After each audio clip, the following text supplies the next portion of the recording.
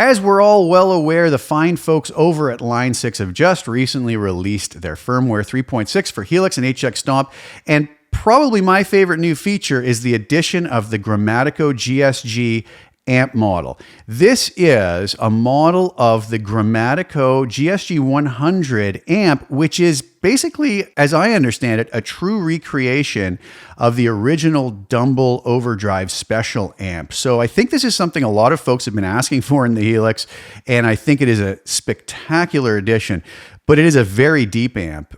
We really have to understand a lot about it. And because of that, we're going to actually refer to the release notes a lot today and really talk about what each parameter does, learning how the controls interact with one another and what they do so that we can be more successful at dialing this in.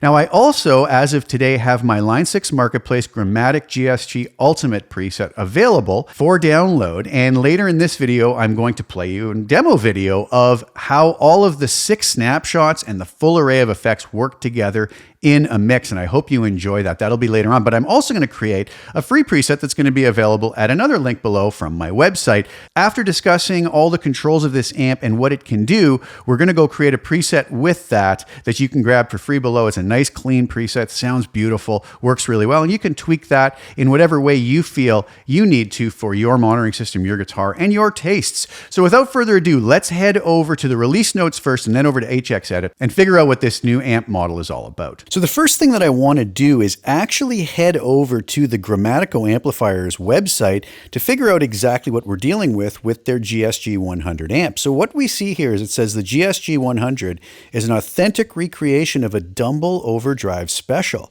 So I think this is something that a lot of folks have been hoping for. We have had the Line 6 original Litigator up until now, which has done a very nice job, but this is kind of something special. It says that this is using the same vintage components acquired over decades as used in the late 70s, early 80s era Dumble amps. Painstaking, meticulously studied to learn and capture the tone as verified in side-by-side tests. So this is pretty exciting stuff for anybody who's ever desired to have a true Dumble style amp in the Helix. Now, going over to the actual release notes is very important for this amp because this is a very deep amp.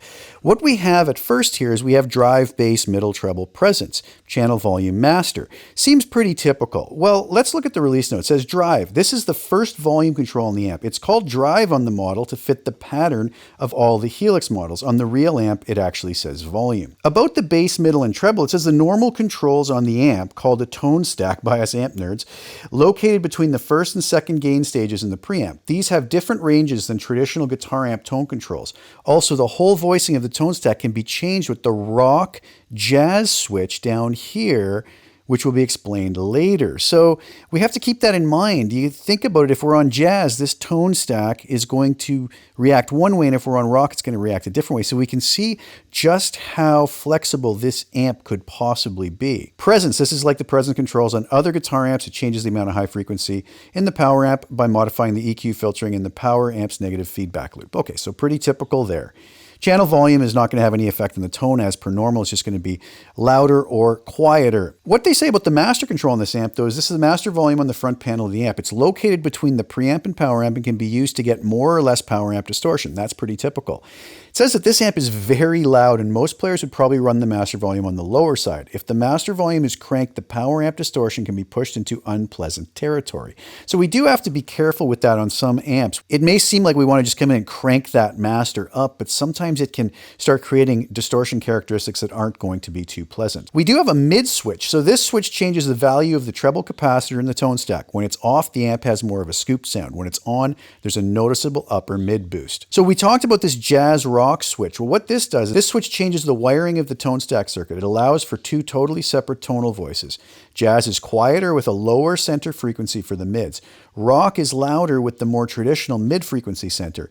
Tone controls rarely translate well between the jazz and rock settings. If a good sound is achieved in one mode, it's not guaranteed the same settings in the opposite mode will still sound pleasing. So that's an important thing to remember. If we get all of these controls dialed in the way we want and we just go and flip over to the jazz side of things, it's going to really mess with all that and change it. So what I did with this preset is focus on rock. And this is one of the snapshots, the clean snapshot, kind of stripped back of my new Line 6 Marketplace Grammatico GSG Ultimate preset. So it's just a little snippet of that. This is going to be available on my website for free. You can go grab that. And if you like it, you can go grab the entire bundle once it's up on the Marketplace, which it very well should be by the time this video releases. So I focused on the rock side of that. And that's what we're going to do in this video as well, just because I'm going to probably take a whole other video to deal with the jazz side, since it can switch the settings so dramatically. Moving on, we have the OD switch, and this turns the 2 gain stage tube overdrive circuit on or off. The circuit is located after the tone controls and drive knob. When the overdrive is turned on, it's as if a 3rd and 4th gain stage is added to the preamp. Generally, it's best to set up the bass tone of the amp with the drive and tone controls first, and then adjust the overdrive circuit to work with the desired bass tone. We move down to the OD drive. This controls the amount of drive or saturation in the overdrive circuit. Since the whole overdrive circuit is after the amp's regular drive and tone controls, the range of overdrive drive knob will change based on those earlier knob settings. So you see how interactive all of this is going to be.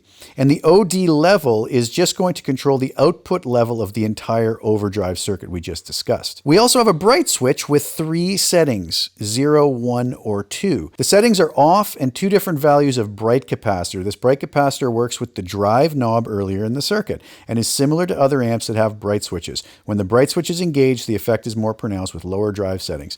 The bright becomes less effective at higher drive settings. When the drive is at 10, the switch is effectively removed from the amp circuit, and changing the switch setting has no audible effect. That's why it's always good, as I mentioned before, to always take a look at the release notes, because we could be adjusting certain parameters and thinking it's having an effect when it may not be having any effect, or not as big an effect as we thought it would. We also have a FET boost here, and this is a FET boost circuit at the very beginning of the amp circuit. It's very similar to just placing a FET boost pedal before the amp. On the actual physical amp, there are actually 2 input jacks, but on this model, it's placed on a switch and can even be made foot switchable simply by right-clicking and assigning it to snapshots if we so desired, or to a foot switch, which is very cool. The FET boost has a fixed boost amount of about 7 to 9 dB and also gives a slight EQ change. And then we have PAB. This stands for preamp boost. The preamp boost works by removing the tone controls from the circuit. Tone controls work by removing frequencies and signal level. Engaging the PAB circuit returns all of this lost signal level, but the side effect is that the tone controls no longer work. In truth, the treble knob does work slightly, and the mid switch will change how much the lows and mids come through the circuit. In general, though, the PAB trades tone control functionality for a full blast level between tube gain stages 1 and 2. Wow. So you'll notice I kind of stuck to the release notes and read through those. I know a lot of folks don't go look at those, and I wanted to make sure everybody kind of understands what the controls of this amp actually do.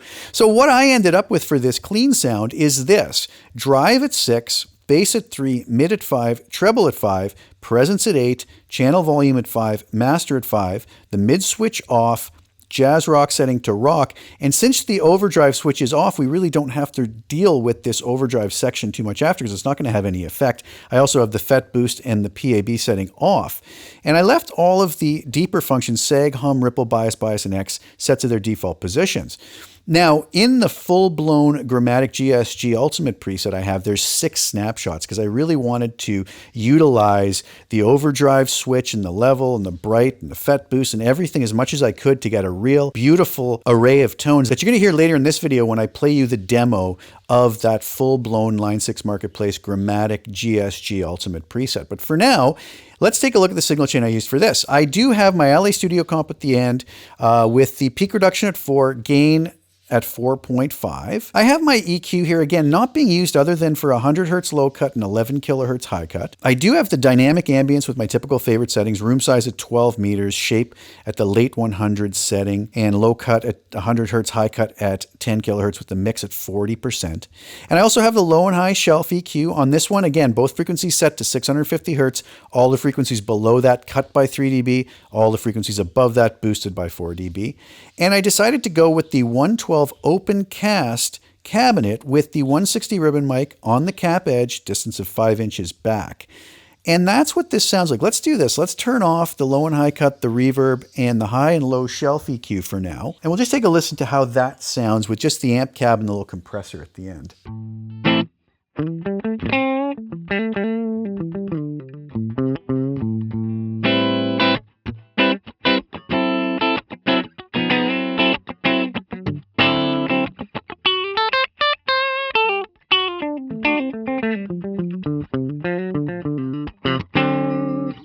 All right, let's bring in the low and high cut. Probably gonna be a very subtle difference.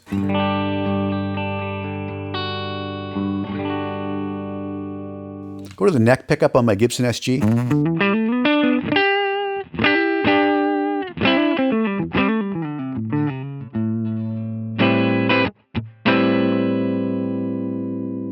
Bring in the dynamic ambience.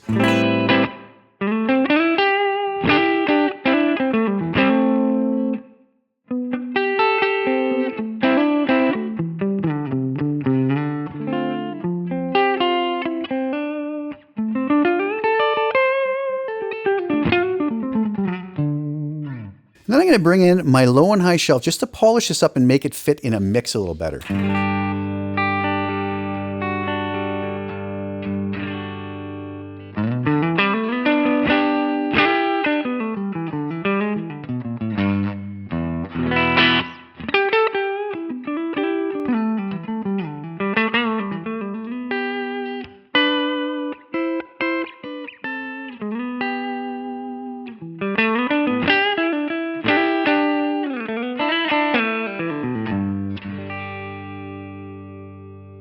And that was basically the finished tone. All right, so there you have it. Quite a deep amp model. I hope that that was clear and concise, and I hope that that helps folks to understand what's actually going on with this new incredible amp model. Now, I would like to play you the full demo video of the combination of the multiple snapshots and the full array of effects that are available in my now available Line 6 Marketplace Grammatico GSG Ultimate preset. And it sounds like this.